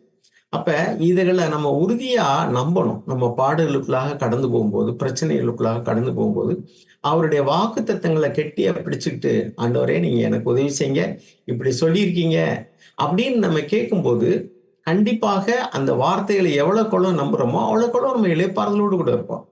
எனக்கு ஒரு மன வளர்ச்சி இல்லாத பையன் இருந்தா அவங்களுக்கு தெரியும். 32 வயசு அவர் இறக்கும்போது, அந்த தம்பியை வளர்க்கும் போது சில நேரங்கள்ல அது கஷ்டமா தான் இருக்கும், நான் இல்லைன்னு சொல்ல வரல. ஆனா அப்பொழுது தேவன் எனக்கு தந்த வார்த்தை, you are a natural guardian, you are not the owner of the life. அந்த அந்த உயிருக்கு நீ சொந்தக்காரன் அல்ல, அந்த உயிருக்கு நீ ஒரு இயற்கையான பாதுகாவலர். உயிர் எனக்கு சொந்தம், அதுக்கு நான் உன்னை பாதுகாவலனா வச்சிருக்கிறேன். ஸோ எவ்வளவு நாள் நீ உயிரோடு இருக்கிறியோ அவ்வளவு காலம் அவனை பராமரிக்கிறது உன் வேலை, அவ்வளவுதான். அதுக்கு பின்னாடி என்ன நடக்கும்னா நீ கவலைப்பட வேண்டாம். நான் அப்படிதான் கவலைப்பட்டேன். ஆண்டவரே, நல்ல புத்தியுள்ள பிள்ளைகளே இந்த உலகத்துல இன்னைக்கு பிழைக்கிறது கஷ்டமா இருக்கு. ஒரு மூளை வளர்ச்சி இல்லாத ஒரு பையன், வயசாகிட்டே போகுது. எங்களுக்கு வயசாகி நாங்க பலகீனமாகறோம். அவன் வயசாகி வாலிபனாகி திடகாத்திரமா வளர்ந்துட்டு இருக்கிறான். உடல்ல வளர்ச்சி இருக்கு, மனசுல மூளையில வளர்ச்சி இல்லை. இப்ப நாங்க தான் எல்லாத்தையுமே செய்றோம், எப்படி இந்த பிள்ளை பிழைப்பான் அப்படின்னு நான் ஒரு நாள் அழுதேன். அப்பொழுது தேவன் எனக்கு அவருடைய இந்த வார்த்தையை தந்து என்னை தேற்றினார். அதுக்கு முன்னாடி நான் அவனுடைய எதிர்காலத்தை குறித்து கவலைப்பட்டதே கிடையாது. அன்றாட அவனுக்கு செய்ய வேண்டிய காரியங்களை குறித்து நான் யோசிப்பேன். அது அந்த ஒவ்வொரு நாளும் காரியங்கள் போகும்போது முடிஞ்சு போயிடும். அந்த பையனை நாங்க நேசிச்சதுனால அவனுடைய பிரச்சனைகள் எல்லாம் இன்னைக்கு எனக்கு சுத்தமா மறந்து போச்சு. எவ்வளவுலாம் கஷ்டப்பட்டோம், எத்தனை நாள் தூங்காம இருந்திருக்கிறோம், எவ்வளவு நாள் மற்றவங்களுடைய பேச்சுகளுக்கும் ஆளாக வேண்டி இருந்திருக்கோம், எவ்வளவோ நஷ்டங்கள், எவ்வளவோ கஷ்டங்கள், தூக்கமின்மை அப்படிலாம் இருந்திருக்கு. ஆனா அதெல்லாம் இப்ப எங்களுக்கு சுத்தமா மறந்து போச்சு. இதே மாதிரிதான் மிகவும், அதாவது அது சீக்கிரத்தில் நீங்கி விடும் லேசான உபத்திரம்னு ஒரு பாட்டு இருக்கு. இந்த உலகத்துல நம்ம கடந்து போகக்கூடியதான பாடுகள், உபத்திரவங்க எல்லாமே ரொம்ப சீக்கிரத்துல அது மறைஞ்சு போயிடும். அதனால தேவனுடைய வார்த்தைகளை திராணிக்கு மிஞ்சி ஒரு காலம் நான் சோதிக்க மாட்டேன்னு ஆண்டவர் சொல்லியிருக்கிறார். அப்படி ஏதாவது ஒரு பிரச்சனையா சோதனை வந்தா அதுல தப்பித்துக் கொள்ளும்படியான ஒரு போக்கையும் நான் உனக்கு உண்டு பண்ணுவேன்னு ஒரு வாக்குத்தத்தம் இருக்கு. அப்ப நமக்கு செங்கடலுக்கு முன்னாடி செங்கடல் இருக்கு, பின்னாடி எகிப்தியருடைய சேனைகள் வருது. ஆண்டவரே நாங்க என்ன செய்வோம் அப்படின்னு அந்த பிரச்சனையை நோக்கி பார்க்கறத விட்டுட்டு பிரச்சனைக்கு பரிகாரியாகி தேவனை நோக்கி பார்த்தபடினால மோசேக்கு தேவன் சொன்னார், நீட்டு போலைன்னு. ஒருவரும் நடக்காத புதிய வழியை தேவன் திறந்தார். அந்த செங்கடலை திறந்த பொழுது அதுவரை இது ஒரு மனுஷன் காலடி வச்சு நடக்காத ஒரு புது பாதை தேவன் அவர்களுக்கு காண்பித்தார். எவ்வளவு ஆச்சரியமான தேவன். அதே மாதிரிதான் நம்ம இன்னும் செங்கடலை திறந்ததையும் எகிப்தியருடைய சேனைகள் மடிந்ததையும் நடு வான்ல சூரியன் நின்னதை மட்டும் சொல்லிட்டு இருக்க வேண்டாம். நம்ம வாழ்க்கையில தேவன் இது மாதிரி எதிராலையும் முன்னாடி போனாலையும் பிரச்சனை, பின்னாடி போனாலும் பிரச்சனை, பின்னாடி நெருக்கிறாங்க, பக்கவாட்டுல எங்களுக்கு பிரச்சனை, முன்னாடி பிரச்சனை, நான் என்ன செய்யும் ஆண்டவரேன்னு நீங்க யோசிச்சீங்கன்னா அந்த நேரத்துல you must believe in the Lord. எல்லா வழியும் அடைஞ்சாலும் சரி, ஏதோ ஒரு புது வழியை தேவன் நமக்கு திறப்பார். நம்முடைய கண்கள் புதுசா ஒரு வழியை தேவன் திறக்க முடியுங்கிற விசுவாசம் நமக்கு இல்ல. வைத்தியர்ட்ட போனா சுகமாக்குவாருங்கிற விசுவாசம் இருக்கு. மார்த்தாள், மரியாள் அப்படிதான் சொன்னாங்க. ஆண்டவரே, நீங்க இருந்திருந்தீங்கன்னா இந்நேரம் என் அண்ணன் செத்திருக்க மாட்டானே அப்படின்னு. அவர் சொன்னாரு, செத்தாலும் பிழைப்பான், நீ என்னை விசுவாசினார். அப்ப அவர்களுக்கு இப்பொழுது புது வழியை காண்பிக்கிறார். நான் இருந்திருந்தா சாக மாட்டேன்னு நினைக்கிறேன். ஒரு டாக்டர்ட்ட கொண்டு போய் சேர்த்துட்டா, எப்படியாவது உயிரோட கொண்டு போயிட்டா டாக்டர் காப்பாத்திருவார்ன்னு நினைக்கிறாங்க. அந்த விசுவாசம் தான் அவங்ககிட்ட இருந்துச்சு.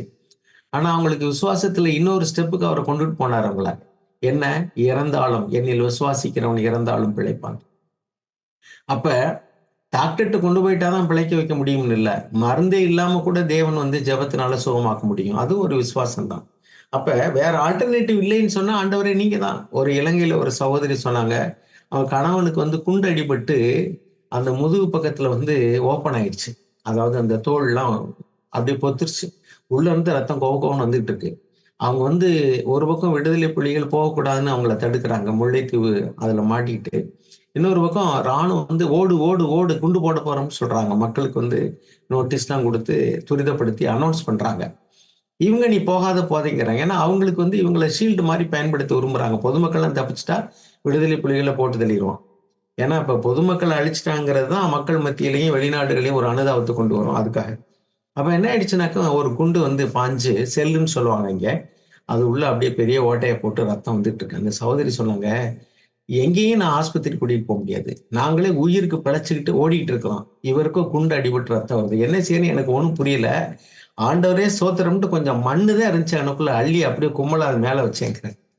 அந்த ஓட்டையில இருந்து வர ரத்தத்த அடைக்கிறதுக்கு அங்கே பஞ்சு கிடையாது, மருந்து கிடையாது, ஒண்ணும் கிடையாது. இந்த மண்ண அள்ளி அப்படியே மேல வச்சு இப்படி பொத்திக்கிட்டு இருந்தா, அப்படியே கட்டியாகி அது அப்படியே காய்ஞ்சிருச்சு. அவ்வளோதான். அதுக்கு பின்னாடி போய் அவங்க வந்த பின்னாடி, அ ஏதோ ஒரு அவங்களுக்கு தெரிஞ்ச வைத்தியத்த பார்த்துருக்காங்க. சுகமாயிருச்சு. இன்னும் அவருக்கு காயத்துல தழும்புகள் இருக்கு. அவர் விடத்தல் தீவுல இருக்காரு. எதுக்கு சொல்ல வரேன்னா, அப்ப அந்த நேரத்துல வேற வழியே இல்ல அவங்களுக்கு. இப்ப நம்ம மண்ணள்ளி வைப்போமா? மொத காரியம் வைக்க மாட்டோம். அவங்களுக்கு வேற வழியே இல்ல. ஜெபம் பண்ணிட்டு என்ன இருக்கோ அத வச்சாங்க. அவ்வளோதான். தேவன் சுகம் கொடுத்தார். அப்ப ஆச்சரியமான ஒரு வழிய அவங்களுக்கு அந்த நேரத்துல புத்தியில தர்றாரு பாருங்க. இத அடைக்கணும். தண்ணி கசிஞ்சுச்சுன்னா மண்ணள்ளி போடுறது மாரிக்கு அந்த இடத்துல மண்ண கட்டி அள்ளி அந்த இடத்துல வச்சு பண்ணிட்டாங்க. எங்கேயாவது யாராவது சொல்லுவாங்களா? மண்ணிலேயே இன்ஃபெக்ஷன் இருக்குன்னு சொல்லுவாங்க இல்லையா?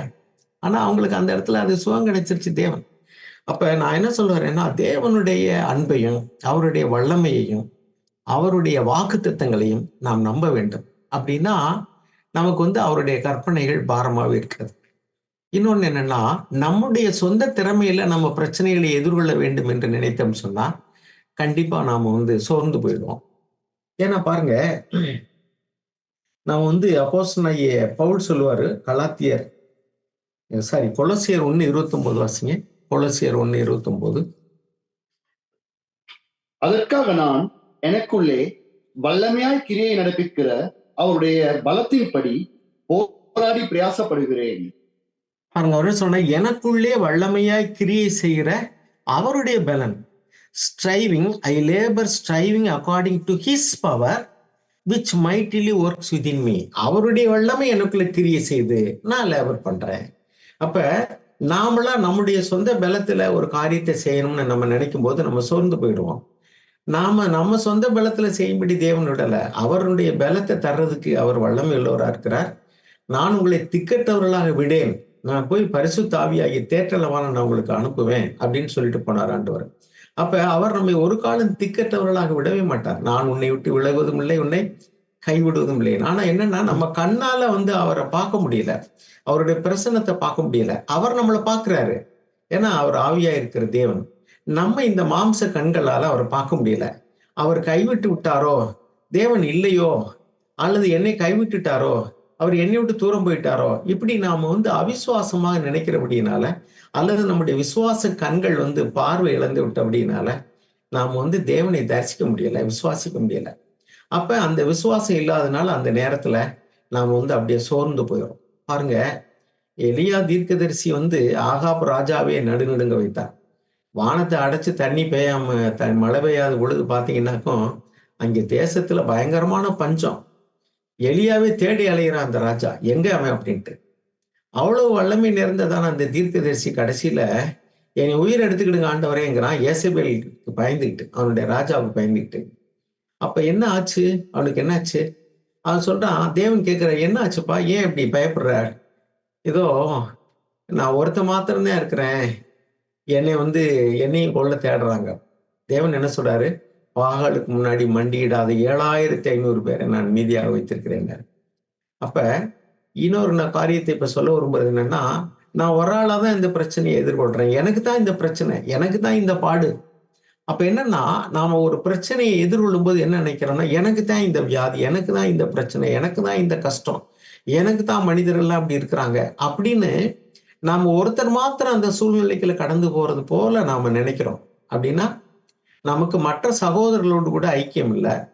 ஏதாவது ஒரு பிரச்சனைகள் வரும்போது, நாம மற்றவர்களோடு கூட பகிர்ந்து கொள்வதில்லை. நம்முடைய கஷ்டங்கள, நம்முடைய பிரச்சனைகள பகிர்ந்து கொண்டு எனக்கா ஜெபம் பண்ணுங்க. எனக்கு என்னை உங்க ஜெபத்துல நினைவு கூருங்க. அப்படிலாம் நம்ம கேட்கறது இல்ல. அல்லது நம்முடைய பிரச்சனைகள் நான் பார்த்திருக்கிறேன். சில சகோதரர்கள் பார்த்தீங்கன்னா, தூரத்துல உள்ள சகோதரர்ட்ட வந்து ஃபோன்ல ஐக்கியம் வச்சுக்கிடுவாங்க. நல்லா பேசுவாங்க. லோக்கல்ல இருக்கிற சர்ச் மெம்பர்ஸோட ஐக்கியப்பட மாட்டாங்க. ஏன்னா, அவங்களுக்கு முன்னாடி ஒரு கௌரவ பிரச்சனை. நமக்கு இப்படிலாம் கஷ்டம் அல்லது நம்முடைய தோல்விகள், நம்முடைய பலகீனங்கள் வந்து அவங்களுக்கு தெரிஞ்சுச்சுன்னா, அவங்க நம்மள மதிக்க மாட்டாங்கன்னு நெனச்சுட்டு, அந்த லோக்கல்ல இருக்கிறவங்ககிட்ட ரொம்ப கௌரவமா என்ன செய்றாங்கன்னே தெரியாது. சில நேரங்கள்ல கேட்டீங்கன்னா, "என்ன பிரதர் அந்த பிரதர் எப்படி இருக்காரு?" "ஒண்ணுமே தெரியல பிரதர். வர்றாரு, போறாரு. எதுவுமே பேச மாட்டாரு." அப்ப நம்ம ஏதாவது தெரிஞ்சு கேட்டோம்னா, "இதெல்லாம் எங்களுக்கு தெரியலையே" அப்படிம்பாங்க. அவங்க கஷ்டம் வெளியூர்ல உள்ளவங்களுக்கு தெரியும். வெளியூர்ல உள்ளவங்ககிட்ட நல்லா பேசுவாங்க. இது என்ன காரணம் அப்ப? நம்முடைய சுயம் தான் காரணம். அப்ப நம்முடைய சுயம் மேலோங்கி நிற்கிறபடியினால, நம்முடைய அந்தரங்கங்கள, நம்முடைய கஷ்டங்கள பகிர்ந்து கொள்வதற்கு, நமக்கு ஆறுதல் சொல்றதுக்கு எந்த சகோதரரும், சகோதரிகளும் கிடையாது. ஏன்னா நம்ம ஐசோலேட்டடா பிரிந்து வாழ்றோம். இப்ப நீங்கலாம் வெவ்வேறு நாடுகள்ல, வெவ்வேறு இடங்கள்ல இருக்கிறீங்க. ஆனா ஒரு ஆவிக்குரிய ரீதியிலயாவது ஒருவருக்கு ஒருவர் ஆலோசனை சொல்ல, ஒரு என்கரேஜ் பண்றதுக்கு, ஒரு தனிமையில சோர்ந்து போற வேலையில, அல்லது கஷ்டங்கள்ல, பெயின்ஸு, சஃபரிங்ஸு அல்லது பாடுகள், அல்லது பிசாசின் அ மூலமா வரக்கூடியதான அழுத்தங்கள், சோதனைகள், இதுகளெல்லாம் வந்து ஒரு ஆலோசனை சொல்றதுக்கோ, அல்லது சேர்ந்து ஜெபிக்கிறதுக்கோ, ஒரு ஆறுதல் சொல்றதுக்கோ, ஏன் ஒருத்தருமே இல்ல? நமக்கும் தேவனுக்கும் ஐக்கியம் இருந்தா, தேவனே வந்து அப்படிப்பட்டதான நல்ல சகோதரருடைய ஐக்கியத்த நமக்கு காட்டுவார். நாமளும் நம்மள தாழ்த்தணும், தேவன தேடணும். தேவனும் நமக்கு கண்டிப்பாக நல்ல சகோதர, சகோதரிகள் நமக்கு துணையாக கொடுப்பார். ஏன்னா, நம்மை திக்கற்றவர்களாக அவரு ஒருபோதும் விடமாட்டார். ஆனா, நாம வந்து அப்படி மனம் திறந்து பேசுற அளவுக்கு நம்மை தாழ்த்துவதில்லை. நம்ம பெருமை உள்ளவர்களா இருக்கிறோம். சோ பெருமை உள்ளவர்களை தேவன் என்ன செய்றாருன்னா, he keeps them at a distance. அது சங்கீதம் 138ல வாசிக்கிறோம். பெருமை உள்ளவர்களை தேவன் வந்து தூரத்துல வைத்து விடுகிறார். அல்லது எதிர்த்து நிற்கிறார். இப்படின்னு நம்ம வாசிக்கிறோம். எனவே நம்ம பெருமை உள்ளவர்களா இருந்தா, தேவனுடைய இளைப்பாறுதலுக்குள்ள பிரவேசிக்க முடியாது. தேவனுடைய கற்பனைகளும் நமக்கு பாரமா தான் இருக்கும். இதெல்லாம் நம்மளால முடியாது. அது எப்படி முடியும்? அப்படின்னு சொல்லிட்டு நாமளே என்ன பண்ணிடுறோம்னா, செலக்டிவா ஒபே பண்ண ஆரம்பிச்சுரும். இது போதும், போதும்பா. இவ்வளவு கீழ்ப்படிஞ்சா போதும். இதுக்கு மேல எல்லாம் நம்மளால முடியாது. இப்படியெல்லாம் யார் இந்த பூமியில வாழ முடியும்? இதெல்லாம் ரொம்ப பாரமான கற்பனைகள். இப்படிலாம் வாழ முடியாது. அப்ப நான் இப்ப சொல்ற அநேக காரியங்கள நீங்க விளங்கியிருப்பேன்னு நினைக்கிறேன். விசுவாசம் இல்லாம இருக்கிறது, தேவனுடைய அன்ப சந்தேகிக்கிறது, அல்லது வந்து வாக்குத்தத்தங்கள நம்பாம இருக்கிறது, மற்ற சகோதரர்களோடு கூட நம்முடைய கஷ்டங்கள பகிர்ந்து கொள்ளாதபடிக்கு ஐக்கியம் இல்லாம இருக்கிறது. ஐக்கியம் இல்லாம நம்மளே தனிமைப்படுத்திக் கொள்வது. இப்படியெல்லாம் இருக்கிறபடினால தான் அவருடைய கற்பனைகள் பாரமா இருக்கு. அதே மாரி கெட்டுப் போகிற மனநிலைமையில இருக்கிறவங்களுக்கு அது பாரமா இருக்கும். ரட்சிக்கப்படுகிறவர்களுக்கு வந்து அது கஷ்டமா இருக்காது. பாருங்க கலாத்தியர் 6:2 வாசிங்களேன். கலாத்தியர் 6:2. ஒருவர் பாரத்தை ஒருவர் சுமந்து ம். இப்படியே கிறிஸ்துவனுடைய பிரமாணத்தை நிறைவேற்றுங்கள். அப்ப ஒருவர் பாரத்தை ஒருவர் சுமந்து அப்படின்னு என்ன அர்த்தம்? ஒருத்தர் கஷ்டப்படுறாருன்னா, இன்னொருத்தர் அவருடைய கஷ்டத்துல வந்து சப்போர்ட் பண்றது. அது வந்து ஆவிக்குரிய ரீதியில சொல்லக்கூடிய ஆறுதலா இருக்கலாம். சரீர பிரகாரமான உதவிகளா இருக்கலாம். அல்லது ஒரு ஃபைனான்சியல் சப்போர்ட்டா கூட இருக்கலாம். இப்ப நம்ம கொரோனா பீரியட்லலாம் நெறைய பேருக்கு வந்து பொருளாதார ரீதியான உதவிகள் தேவையா இருந்துச்சு. நான்லாம் காலையூர்ல பார்த்துருக்கேன். அந்த சமயங்கள்லாம் ஆஃபரிங் பாக்ஸு அ ல வந்து காணிக்கை போட முடியாது. சர்ச்சே மூடி இருக்கும். சபை கூடி வந்து ஆராதிக்கவே கிடையாது. அந்த சமயங்கள்லாம் எனக்கு ஆச்சரியமா இருந்துச்சு. சகோதரர் வீடு தேடி வந்து ஒரு கவர கொண்டாந்து குடுத்துட்டு போவாங்க. பிரதர் யாராவது தேவைப்படுறவங்களுக்கு உதவி செய்யுங்க அப்டின்ட்டு. அந்த பணத்த நான் எடுத்து அப்படியே கம்ப்யூட்டர்ல போட்டு வச்சிருக்கேன். இன்ன நேரம் இவ்வளவு குடுத்தேன். யாருக்கும் தெரியாது. ஏன்னா காணிக்கை பெட்டியில போட முடியாது. புவர் பீப்பிள்க்கு ஹெல்ப் பண்ணணும்னு விரும்புறாங்க சில சகோதரர்கள். தாங்களாக முன் வந்து நெறைய இடங்கள்ல குடுங்கள், குடுங்கள்னு போட்டு அனுப்புறாங்க. ஆனா இங்க தானாக தேடி வந்து குடுத்தாங்க. உடனடியா வந்து அத பிரிச்சு யார் யார் தேவையுள்ளவங்கன்னு பிரிச்சு, பிரிச்சு அவங்கள வர சொல்லிவிட்டு, காம்பவுண்டுக்கு வெளிய நின்டு அப்படி கவர நீட்டுவேன் அவங்ககிட்ட. ஏன்னா வீட்டுக்குள்ளே விடுறதில்ல. அவ்வளவு பயம். இந்த பக்கத்து வீட்ல அங்க இறந்துட்டாங்க, இங்க கொரோனா அப்படின்னு சொல்லிட்டு. ஆனாலும் கூட தேடி வந்து அப்படியே வெளிய நின்டு குடுத்துட்டு போவாங்க. வெளிய நின்டே நானும் கூப்பிட்டு குடுத்துருக்கேன். அப்பல்லாம் சகோதரர்கள் வந்து அப்படியே கண்ணு கலங்க பணம் வாங்கிட்டு போவாங்க. வேலைக்கு போ முடியாது, வியாபாரத்துக்கு போ முடியாது, ஒண்ணும் செய்ய முடியல. அப்படியே ஸ்டாண்ட் ஸ்டில் ஆயிடுச்சு எல்லாம். பொருள்கள் வந்து வீதியில வந்து விக்க வரும். அத வாங்கி மஞ்சள் தண்ணீல போட்டு அலசி அப்படிலாம் கிழங்குகளை எல்லாம் அலசியிருக்காங்க. வெங்காயத்த அலசியிருக்கோம் அப்படிலாம். அப்படி சமயத்துல கூட எந்த சகோதரனும், சகோதரி வந்து சாப்பாட்டுக்கு இல்ல, கஷ்டப்பட்டவங்க நிலைமையே இல்ல. காரணம் என்ன? ஒருவர் பாரத்தை ஒருவர் சுமந்து. இது எதனாலன்னா, வி ஹேவ் ஃபெலோஷிப். ஒருவரோட ஒரு ஐக்கியம் இருக்கு. அப்போ ஒரு அவயவம் பாடுபட்டா, இல்ல இன்னொரு எல்லா அவயவங்களும் பாடுபடுது. ஒரு அவயவம் கஷ்டப்பட்டா, எல்லா அவயவங்களும் அந்த கஷ்டத்த பகிர்ந்து கொள்கிறது. ஒரு அவயவம் சந்தோஷப்பட்டா, எல்லா அவயவங்களும் சந்தோஷப்படுது. இதுதான் ஐக்கியத்தினுடைய மேன்மை. அப்ப தேவன் எப்படி நம்மெல்லாம் பாவத்தில் உழன்று கொண்டிருக்கும்போது தன் ஜீவனையே கொடுக்கிற அளவுக்கு இறந்து வந்தாரோ, அதே மாதிரி சகோதரர்களுடைய ஐக்கியத்தில் உள்ள மேன்மை இதுதான். சோ அருமையான சகோதர சகோதரிகளே வந்து தேவனுடைய கற்பனை, தேவனை வந்து ஒரு கடினமான மனிதனைப் போல அந்த தாளந்துகள் உவமையில நம்ம பார்க்கிறோமே, அவன் வந்து ரொம்ப கடினமான மனுஷன் நீர் அப்படின்னு சொல்லிட்டு, அது மாதிரி தேவனை பார்க்கக்கூடாது. 2 விதமான துக்கம் இருக்கு. ஒண்ணு ஆவிக்கேற்ற துக்கம், ஒண்ணு பூமிக்கேற்ற துக்கம். அதே மாதிரி பயத்துல ஒண்ணு ஃபியர் ஹோலி, இன்னொன்னு ஃபியர் அன்ஹோலி. எபிரியர் 11:7 நோவாவை குறித்து வாசிக்கிறோம். He had a reverential fear. தேவனை குறித்து ஒரு பயங்கலந்த ஒரு மரியாதை. அப்படியே அவர் சொன்னபடியே அவர் செய்தார்ன்னு வாசிக்கிறோம். நாமளும் அதே மாரிக்கே நம்ம வந்து தேவனிடத்துல ஒரு பயங்கலந்த மரியாதை இருக்கணுமே ஒழிய, நாம வந்து தேவனை குறித்து ஒரு கடினமான மனிதரைப் போல நம்மை தண்டித்து விடுவார் என்று பயப்படுகிறது ஃபியர் அன்ஹோலி. தேவன் நம்மை தண்டிக்கிறதா இருந்தா எதுக்காக அவர் வரணும்? அவர் வந்து ஜீவனை குடுக்கணும். நம்முடைய ஆண்டவர் அன்புள்ள ஆண்டவர். நம்ம வந்து ஒரு வேளை பாவத்துல தவறிட்டோம்னா கூட, நாம காஸ்பல டைல்யூட் பண்ணிறக்கூடாது. எப்படின்னாக்கா, இவ்வளவுதான் அப்படின்னா, அந்த ஸ்டாண்டர்டே நம்ம இறக்கிர்றது. அப்படி இல்ல. அவருடைய ஸ்டாண்டர்ட நம்ம ஒரு காலம் இறக்கவே கூடாது. நாம வந்து மேல வரணும். பைபிள்ல எழுதியிருக்கு, கம் அப் ஹையர் அப்படின்னு. மேல வா, நான் உனக்கு காமிக்கிறேன். என்னால மேல வர முடியல ஆண்டவரே, எனக்கு உதவி செய்யுங்கன்னு சொல்லலாம். தப்பு கிடையாது. நாம வந்து அவருடைய தரத்த கீழ இழுத்துறக்கூடாது. இதுதான் அப்படின்னு. நோ. அப்படி இல்ல. நம்மளால முடியலைன்னா பரவால்ல. அவருக்கு தெரியும். அவர் வந்து மனுஷனாக வந்து நம்மைப் போல பாடுபட்டபடியினால, நம்ம கஷ்டங்கள் எல்லாம் அவருக்கு தெரியும். நாம எதிர்பார்க்கிற நேரத்துல ஒரு காரியம் நடக்கலைங்கிறதுனால தேவன் கைவிட்டுட்டார்லாம் நினைக்க வேண்டாம். அவர் நான் கைவிட மாட்டேன்னு சொல்றார்ல. நம்ம கை விட்டுறக்கூடாது. நம்ம தான் அநேக நேரங்கள்ல அவிசுவாசத்தினால தேவன பார்க்க முடியாதனால, நம்ம கைய உதறிட்டு நடக்க ஆரம்பிச்சுர்றோம். அவர் வந்து நம்ம கைய பிடிச்சுட்டு இருக்காரு. அவர் விடவே இல்ல.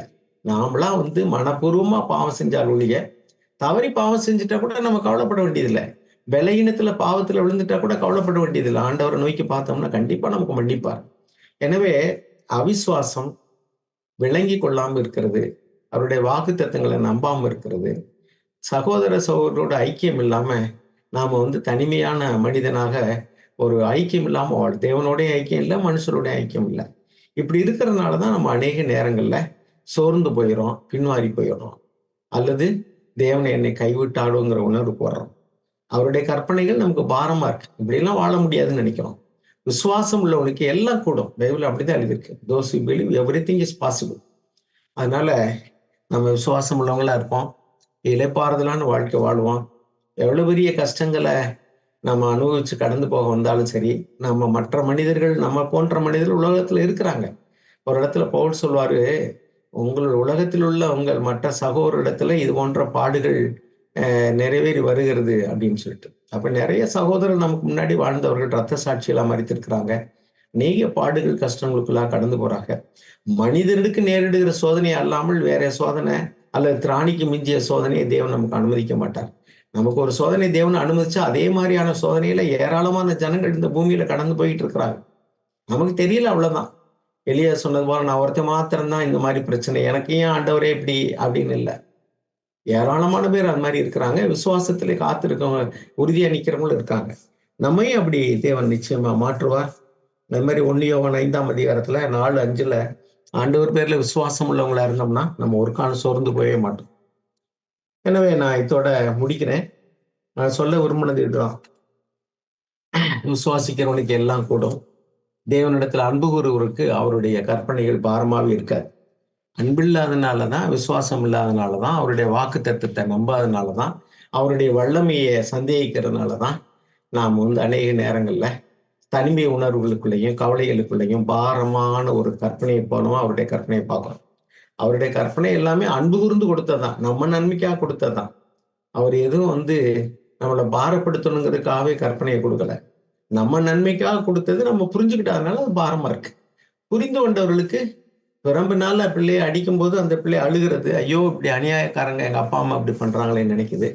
அதே பிள்ளை பின்னாடி எங்க அப்பா அம்மா அன்னைக்கு கண்டிச்சது எனக்கு நல்லதுன்னு சொல்லுது. இப்ப சங்கீதக்காரன் நம்ம 119:71 வாச்சோம். நான் உபத்திரவப்பட்டது நல்லது, அதனால் உடைய பிரமாணங்களை கற்றுக்கொண்டேன். அப்ப பாருங்க, உபத்திரவப்பட்டதே நல்லதுன்னு எப்படி சொல்ல முடியுது? பிரமாணங்களை கற்றுக்கொண்டதுனாலதான். அவருடைய பிரமாணங்கள் பாரமானவைகள் அல்லவே அல்ல. எனவே நமக்கு தேவனுடைய கற்பனைகள் பாரமா இருக்குதா, இல்ல லெகுவா இருக்கா? ஒருவேளை தாவீதை போல அது எனக்கு ஸ்வீட்டா இருக்கு, தேனை போல மதுரமா இருக்குன்னு சொல்லாட்ட கூட, அது எனக்கு பாரமானவைகள் அல்லங்கிற நிலைமை தான் நமக்கு இருக்கணும். தேவன் நம் கண்களை திறந்தல்வாராக. தேவனுடைய அன்பை ஒரு காலம் சந்தேகிக்காம நாம முழுக்க முழுக்க ஆண்டவருடைய கற்பனைக்கு கீழ்ப்படிவா அவரிடத்துல அன்பு ஒரு பிரயாசப்படுவோம். தேவன் கண்டிப்பா நமக்கு பலன் தருவார். அவர் நிச்சயமா, அவர் எப்பொழுதும் நம்மளை பார்த்துக்கிட்டு தான் இருக்காரு. அவர் சொல்றாரு, இதோ உள்ளங்கையில நான் வரைஞ்சிருக்கப்பா உன்னைய. உன் தாய் கை விடலாம், தகப்பன் கை விடலாம், நான் உன்னை கை விடுவதில்லை, நான் உன்னை மறப்பதில்லைங்கிறார். நம்மளால பார்க்க முடியல. அவர் இன்னைக்கு ஆபிரகாமை தான் பார்க்கிறாரு, ஈசாக்கையும் பார்க்கிறாரு, இறந்து போய் நீதிமான்களா இறந்து போனவர்கள் எல்லாரையும் பார்க்கிறாரு. அதனாலதான் அவனுக்கு நான் தேவன் தான், இவனுக்கு நான் தேவன் தான் சொல்றாரு. நம்மளால ஒருத்தரை பார்க்க முடியும், ஒருத்தரை பார்க்க முடியல. அவர் எல்லாத்தையும் பார்த்துக்கிட்டு தான் இருக்காரு. 100 வருஷத்துக்கு முன்னாடி இறந்தவங்களையும் பார்த்துக்கிட்டு தான் இருக்காரு அவர். ஏன்னா அவர் எல்லாரையும் பார்க்கிற தேவன். அதனால அவர் எப்போதும் பார்த்துக்கிட்டே தான் இருக்காரு. நம்மளால பார்க்க முடியாதனால அவர் இல்லைன்னு சொல்லிடுறோம், அவரு கைவிட்டார்னு நினைக்கிறோம். இல்லவே இல்லை. கொஞ்சம் கடினமான பாதையில் நடந்து போகும்போது நான் தனிமையில நடக்கிறோம்னு நினைக்கிறோம். அப்போ ஒருவேளை தேவனை பார்க்க முடியாட்டாலும், ஒருவேளை ஆவியில நம்ம சோர்ந்து போயிட்டாலும், நாம ஆவிக்குரிய சகோதரர்களோடையாவது நம்ம மனம் திறந்து பேச கத்துக்கொள்ளணும். அது நமக்கு ஆறுதலை தரும். Grief when shared will become off. Joy when shared will become double bond. சந்தோஷத்தை பகிர்ந்து கொள்ளும் போது அது ரெட்டிப்பாகிறது. அதனாலதான் நம்ம நிகழ்ச்சிகள் விசேஷத்துக்கெல்லாம் பத்திரிகை அடிச்சு எல்லாரையும் வர சொல்றோம். அது சந்தோஷத்தை மற்றவர்களோடு பகிர்ந்து கொள்ளும் போது, ஏதாவது ஒரு இயற்கை காட்சியை பார்க்குறோம், அது நல்லா இருந்தா கூட பாருங்க அப்படின்னு பார்ப்போம். 2-3 பேரோட சேர்ந்து பார்க்கும்போது இன்னும் கொஞ்சம் சந்தோஷம் நமக்கு. It is doubling within us. அதே சமயத்துல ஒரு துக்கம், பல பேர் துக்கம் விசாரிப்பாங்க. எதுக்குன்னா, அவங்க அப்படியே அடக்கி வச்சாங்கன்னா மன அழுத்தத்துக்கு உள்ளாகி அப்படியே மோசம் போயிடுவாங்க. அதை 10 பேருக்கு 100 பேர் கேட்டாலும் திரும்ப திரும்ப அதையே சொல்லிட்டு கடைசியில அப்படியே அதை மறந்துடுவாங்க. அப்ப இப்படிதான் அருமையானவர்களே, நாம ஏதாவது கடினமான பாதையில கடந்து போகும்போது we are not alone. நம்ம தனிமையா இல்லை. கிறிஸ்துவனுடைய சரீரமாகிய சபையின் அங்கமா இருக்கக்கூடிய அநேக சகோதர சகோதரிகளை தேவன் நமக்கு கொடுத்திருக்கிறார். அவங்கள்ட்ட மனம் விட்டு பேசி நம்முடைய கஷ்டங்களை சொல்லி ஜெபிக்க சொல்லும்படிக்கு அவங்களுடைய ஜெப உதவியை கேட்கலாம், அவருடைய ஆறுதலான வார்த்தைகளை கேட்கலாம். அப்ப நம்ம தனிமையா இல்லை, எனக்கு உதவி செய்யும்படி அநேக சகோதரர்கள் இருக்கிறாங்க அப்படிங்கிற உணர்வு நமக்கு வரும். ஒருவேளை பைனான்சியல் சப்போர்ட் தேவைன்னா கூட தேவன் அவருடைய இருதயத்துல பேசி அவங்களே மனம் கொடுப்பாங்க. ஏன்னா அப்படிப்பட்ட நிலைமையை நான் சொன்னேன் இப்ப கொரோனால உங்களுக்கு உதாரணத்துல. அவ்வளவு உதவியில நானே ஆச்சரியப்பட்டிருக்கேன். எதிர்பாராத நபர்கள்லாம் கொண்டு ஆயிரக்கணக்கில் கொடுத்துட்டு போவாங்க. ஏன்னா தேவன் அவருடைய இருதயத்துல பேசுவார். அங்கே அநேக சகோதரர்களுக்கு அது பகிர்ந்து கொடுக்கப்பட்டது. என்கிட்ட பக்காவா அக்கௌண்ட் வச்சிருந்தேன். ஏன்னா அதுல ஒரு பைசா கூட நான் எடுத்துக்கிட கூடாதுன்னு. தேவன் அப்படி உண்மையிலோட நம்ம இருந்தோம்னா தேவன் கண்டிப்பா ஒரு காலம் நம்மளை விடவே மாட்டார். இந்த விசுவாசம் தான் உலகத்தை ஜெயிக்கிற ஜெயம். ஆமென். இரக்கமுள்ள எங்கள் நல்ல தகப்பனே, உம்மை துதிக்கிறோம், ஸ்தோத்திரிக்கிறோம் ராஜா. உம்முடைய கற்பனைகள் பாரமானவைகள் அல்ல ஆண்டவரே. அன்பு கூர்ந்து நாங்கள் உம்முடைய கற்பனைகளை கை கொள்ளும் போது அது எங்களுக்கு எவ்வளவு ஆறுதலையும் உற்சாகத்தையும் சந்தோஷத்தையும் தருகிறது. ஒரு காலத்துல உங்களுக்கு கடினமாக தெரிந்தால் கூட பின்னாடி அதனுடைய சமாதான பலனை நாங்கள் காணும்போது நாங்கள் எவ்வளவாய் சந்தோஷப்படுகிறோம். நாங்கள் கஷ்டப்பட்டது நல்லது, அது எவ்வளவாய் எங்களுக்கு நல்ல பாதையிலே நடத்தி இருக்கிறது என்று நாங்கள் நன்றி கூற முடியுமே. எனவே நாங்கள் அந்த யோவானை போல உம்முடைய கற்பனைகள் பாரமானவைகள் அல்ல என்று அவர் சொல்ல நேர்ந்தது போல நாங்களும் இடத்தில் அன்பு கூர்ந்து சொல்லிவிட எங்களுக்கு உதவி செய்யுங்க. எங்கள் சூழ்நிலைகள், ஒவ்வொரு சகோதர சகோதரிகளும் கடந்து வரக்கூடியதான நெருக்கடியான காரியங்கள், பிரச்சனைகள் எல்லாவற்றையும் நீங்க அறிந்திருக்கீங்க. வழிகள், வேதனைகளை எல்லாம் நீங்க அறிஞ்சிருக்கீங்க. ஆண்டவரே, நீர் எல்லாருக்கும் உதவி செய்ய வல்லவராக இருக்கிறீர். எங்களை விட ஆண்டவரே, நீர் எல்லா காரியங்களையும் நீர் அறிந்திருக்கிறீர். உம்முடைய கண்களுக்கு முன்பாக மறைவானது ஒன்றுமில்லை. நீர் சர்வ வல்லமையுள்ள தேவன். சகலத்தையும் அதனதன் காலத்தில் நீர் நேர்த்தியா செய்வீர்.